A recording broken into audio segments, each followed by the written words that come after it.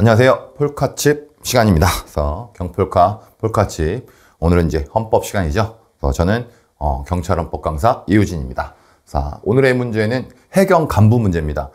작년이나 재작년 같은 때 보면 해경 공채 문제와 해경 간부 문제가 거의 겹치는 문제가 많았거든요. 근데 올해는 아무리 살펴봐도 문제를 따로따로 낸 것 같이 이렇게 돼 있습니다. 그래서 겹치고 같이 공유하는 문제가 좀 없는 것 같아요. 그래서 해경 간부 문제와 해경 공채 문제를 조금 더 이제 차별화를 두기 위해서 노력하고 있는 것이 보입니다. 그래서 약간 이제 간부 쪽에서는 이 해경 문제들이 보통은 조금 난이도가 그리 높지 않았었는데 조금 높이려고 하는 노력이 있는 게 아닌가 이런 생각이 드는데요.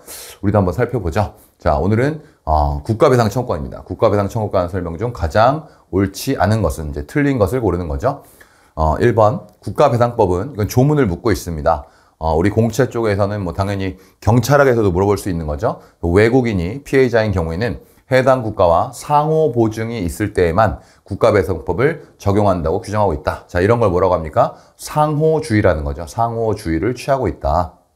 그래서 국가배상 청구권 행사라든지 또 범죄 피해자 구조 청구권 행사에서는 우리가 상호주의를 취하고 있습니다. 그 나라에서 우리나라 국민에게 인정하는 경우에만 우리도 그 나라 국민에게 이런 국가배상 청구권을 인정하겠다는 거죠.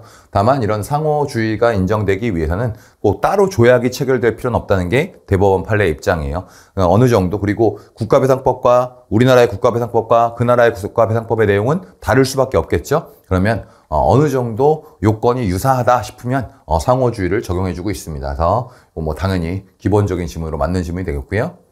그 다음에 지구심의회에서 배상 신청이 기각된 신청인은 물론 이제 이런 배상 신청 같은 건 임의적 절차입니다. 여기를 거치지 않고도 바로 소송으로 갈 수도 있어요. 근데 결정 정보이 송달될 날부터 2주일 이내에 그 심의회를 거쳐 본부 심의회나 특별 심의회에 재심을 신청할 수 있으나 또 불복할 수 있다는 얘기죠. 불복할 수 있으나 지구심의에서 배상 신청이 각하된 신청인은 재심을 신청할 수 없다. 틀렸습니다. 조문에 의하면 각하된 경우에도 또한 같다 이렇게 돼 있어요. 그렇다면 각하된 경우도 2주일 이내에 재심을 신청할 수 있다는 얘기죠. 그래서 이건 함정을 파고 있습니다. 용어를 이제 조심해서 이건 그냥 조문 문제니까요. 그렇게 어렵게 생각하실 필요는 없겠고. 그 다음에 3번 공무원이 직무수행 중 불법행위로 타인에게 손해를 입힌 경우에 그 긴 지문들은 좀 끊어주면서 읽어주는 게 좋겠어요. 입힌 경우에 국가나 지방자치단체가 국가배상 책임을 부담하는 외에 공무원 개인도 고의 또는 중과실이 있는 경우에는 자, 공무원 개인의 배상 책임이죠. 고의 또는 중과실이 있는 경우에는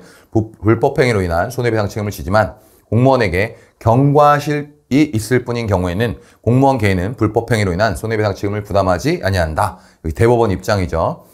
분명히 이제 국가배상 청구를 국가를 상대로 할 수 있는 건 당연합니다. 근데 과연 공무원 개인도 책임을 지느냐?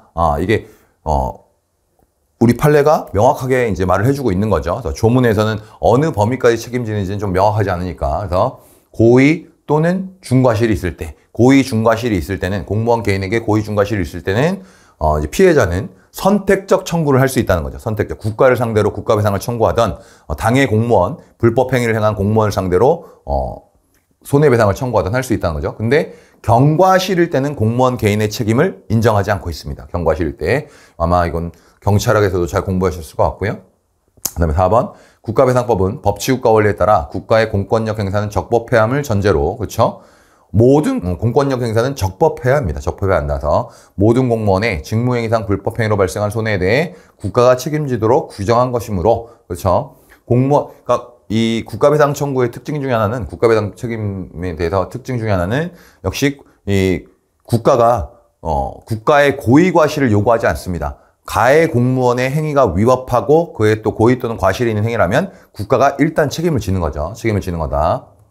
그래서 동법 2조 배상 책임의 의미와 목적을 살펴볼 때 법관과 다른 공무원은 본질적으로 다른 집단이라고 할 수 없다. 여기를 묻고 싶은 거죠. 법관과 다른 공무원은 본질적으로 다른 집단이라고 볼 수 없다. 법관도 국가배상법 2조에서 말하는 공무원에 해당합니다. 그럼 법관이 뭔가 고의 또는 과실이 있는 행위를 해서 위법행위를 저질렀다면 국가를 상대로 국가배상 청구를 할 수 있다. 실제 대법원 판례에 보면 뭐가 있을까요?